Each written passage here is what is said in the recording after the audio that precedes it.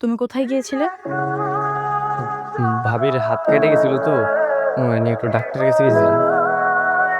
ভাবিকে নিয়ে তুমি ডাক্তারের কাছে গিয়েছিলে? গুড, ভালো করেছো। তো বাসায় কি আর লোক ছিল না তাকে নিয়ে যাও? ছিল আসলে তাড়াহুড়া করে গেছি তো তাই খেয়াল করিনি।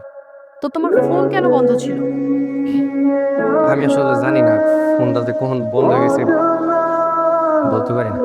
শোনো, তোমাকে আমি স্বামী হিসেবে মেনে না নিলেও কিন্তু তুমি আমার স্বামী। জি জি ম্যাডাম। আর আমাকে এভাবে ম্যাডাম ম্যাডাম করে ডাকবে না।